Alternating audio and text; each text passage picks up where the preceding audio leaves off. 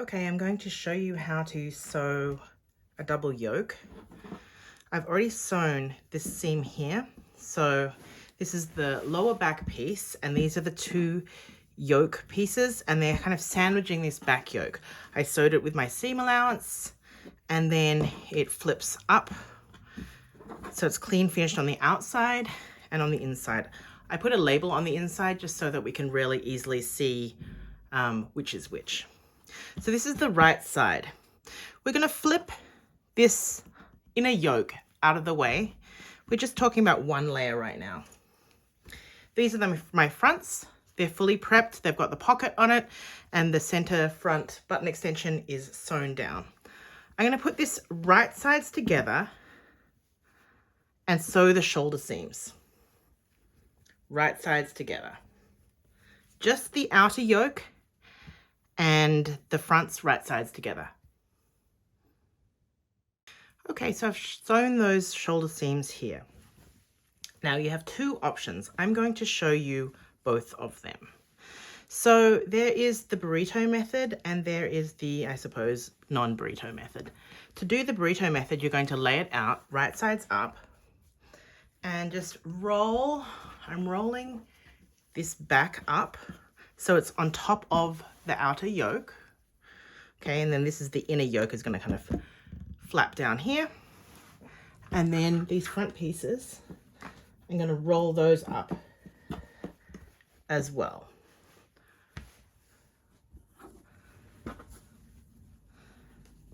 So I'm rolling them up so that the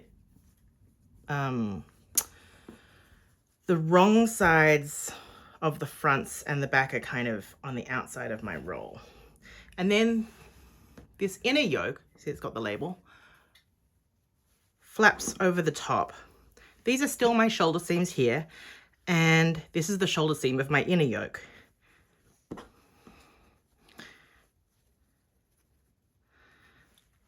Like this. So you can see why it's called the burrito method. And then, actually, I'm going to flip it over because I think this is the easiest way. I'm just going to turn it around. So I think it's easiest to sew from this side because you can exactly follow the line of stitching that you already made. And so you would sew that on both sides. There's three layers. There's outer yoke, then the fronts, and then inner yoke. That sews together. And then you would turn it out through this section here. I'm going to do one of these. Actually, no, I'm going to do neither of them like this. I'm going to show you the other way. So this is the burrito method. You would just sew that and then turn it out through the side of the yoke here. Here's the other way to do it.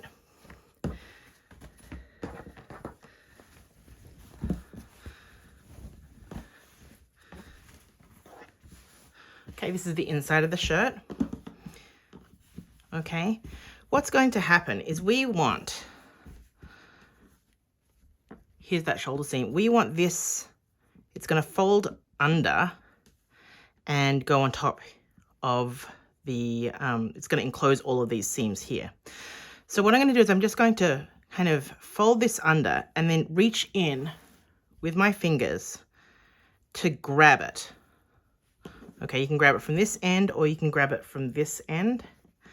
So I'm going to grab it in a way that I can pull it out either through the side here or gently, very gently pull it out through the neckline. So I'm matching these three layers here. Now this is a more industrial method because you can just do it sitting down at your table. Like you don't have your sewing table, you don't have to lay it out on a big cutting table like this.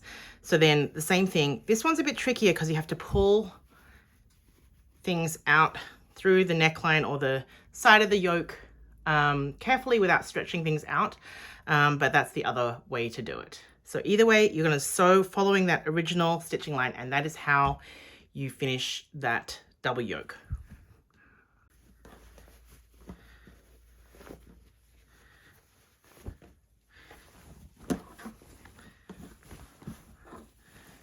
we go.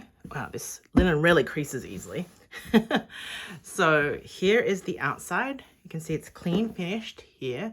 And then on the inside as well, same thing. So I'm going to press it, and you can pin stitch along here, but you don't have to. It's up to you.